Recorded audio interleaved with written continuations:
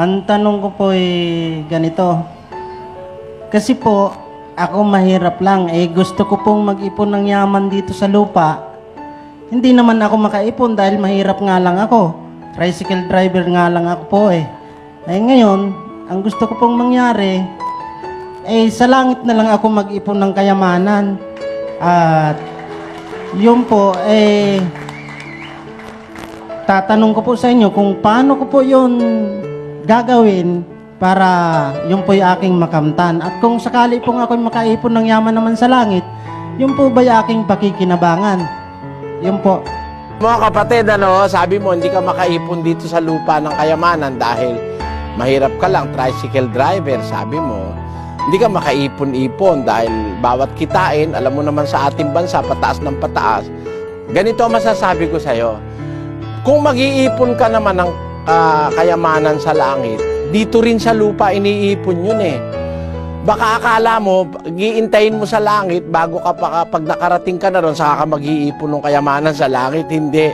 Dito rin yun sa lupa iniipon. Basahin natin sa Mateo 6, versikulo 19. Huwag kayong mangagtipon ng mga kayamanan sa lupa, na dito'y sumisira ang tanga at ang kalawang, at dito'y nanghuhukay at nagsisipagnakaw ang mga magnanakaw. Kundi, mangagtipon kayo ng mga kayamanan sa langit, na dooy hindi sumisira kahit ang tanga, kahit ang kalawang, at dooy hindi nanghuhukay at hindi nagsisipagnakaw ang mga magnanakaw. So for the meantime na ayaw tayong pag-ipunin ni Kristo ng kayamanan sa lupa, dito pa rin sa lupa, sabi niya, mag-ipon kayo ng kayamanan sa langit. Dito rin natin gagawin yon. Kaya ang pag-iipon naman ng kayamanan sa langit, alam mo ba kapatid kung ano yung kayamanan sa langit? Kayamanan sa langit, yung mabubuting gawa na ating dapat na gawin sa buhay. Habang buhay tayo, ang iipunin natin hindi pera, kundi yung gawang mabuti. Mabuting gawa sa asawa, sa anak, sa kapitbahay, sa kapwa-tao. Lahat ng ating makakasalunga sa buhay, kailangan gagawa natin ng mabuti. Yun ang pag-iipon ng kayamanan sa langit. Sapagkat yung kayamanan sa langit, yun ang kabutihan na iniipon mo sa puso mo. Sa 6:45 ng Lucas, ganito nakasulat. Mabuting tao ay kumukuha ng kagalingan sa mabubuting kayamanan ng kanyang puso. At ang masamang tao'y kumukuha ng kasamaan sa masamang kayamanan. Tamo, dalawang klase ang kayamanan, isang mabuting kayamanan, isang masamang kayamanan. Yun ang wikang mabuting tao, kumukuha siya ng kagalingan sa mabubuting kayamanan ng kanyang puso. So alam mo, yung palang kayamanan sa langit, yun ang iniipon mong kabutihan sa iyong puso. Hindi ang iniipon mo sa puso puot, selos, inggit, pait. Hindi yun ang iipunin natin sa puso. Lahat ng kabutihan, kung paano natin magagawa ng kabutihan yung ating anak, asawa, kapatid, kapwa-tao, at pati nga kaaway, pinagagawa ng mabuti ng Panginoon. Sabi niya, ibigin mo ang iyong kaaway. Sabi niya, kung sila'y magutom, pakainin mo. Pag nauhaw, painumin mo, di ba? Yan ang pag-iipon ng kayamanan dito sa lupa, na ang iniipon mo'y kayamanan sa langit. Lahat ng kabutihang pwede mong magawa, gagawin mo sa lahat ng tao. Pakinggan mo sa 6 ng Galacia, ganito nakasulat. Kaya nga, samantalang tayo'y may pagkakataon, ay magsigawa tayo ng mabuti sa lahat, at lalong-lalo na sa mga kasambahay sa pananampalataya.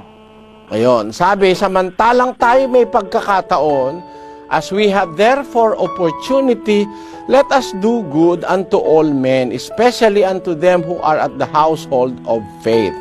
Yan. Pag meron tayong pagkakataong gumawa ng mabuti, gagawa na agad tayo. Huwag nating ipagpapaliban yung mabuti. Kasi nagkakasala tayo sa Diyos pagka meron kang pagkakataong gumawa ng mabuti, hindi mo namang ginawa, kasalanan yon sa 4:17 ng Santiago. Sa nakagawa ng mabuti at hindi ginagawa, ito'y kasalanan sa kanya. Kaya ang iipuning kayamanan sa mundo, kapatid, yung lahat ng mabubuting gawa.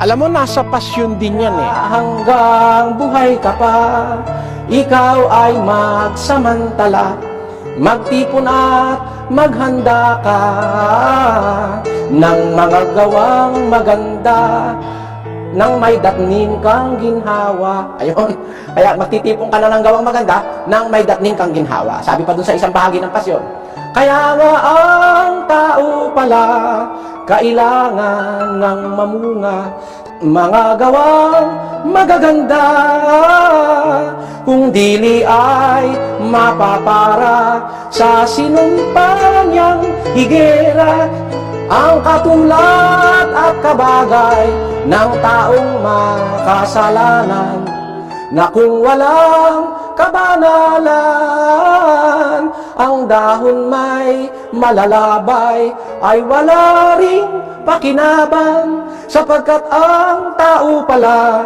ay katampatang mamunga, mga gawang magaganda, at kung dili mapapara sa sinumpa niyang higera. Ayun, yun ang kayamanan sa langit, kapatid. Iipunin mo sa puso mo ang bawat mabuting balak at naisin Sa kapwa mo tao. At yun ay nirerehistro ng Diyos sa langit. Sinusulat yon, kapatid. Pagdating ng paghukom, bubuksan yon. Pakinggan mo sa isang talata, kumbaga meron kang deposit slip sa langit. Nakadeposit doon kung ano yung ginawa mo, no? Basahin natin sa Apokalipsis 20:2. Nakita ko ang mga patay, malalaki at maliliit, na nakakatayo sa harapan ng luklukan, at nangabuksan ang mga aklat, at nabuksan ang ibang aklat na siyang aklat ng buhay, at ang mga patay ay hinatulan ayon sa mga bagay na nasusulat sa mga aklat, ayon sa kanilang mga gawa. Yung mga gawa natin, tinatala sa langit yun, ano? Kaya pagka ang ginagawa mo, magagandang gawain, makabutihan, sinusulat ng Diyos yun sa langit. Yun ang nagiging deposito mo, kayamanan mo sa langit, na pagdating ng araw, pakikinabangan mo, kapatid. Ang pakinabang doon, nasa Filipos 2:12. Pakinggan mo. Mga minamahal ko, kung paano ang inyong laging pagsunod, na hindi lamang sa harapan ko, kundi bagkus pa ngayong ako'y wala, ay lubusin ninyo ang gawain ng inyong sariling pagkaligtas na may takot at panginginig. Ang resulta ng gawain mo, kabutihan, ayun ay ikay gawain ng inyong sariling pagkaligtas. So maliligtas ka, magiging dapat ka sa Diyos. Hindi ka mapupunta sa impyerno pagka nagtipon ka ng mabubuting gawa. Yun ang sagot sa tanong mo, kapatid.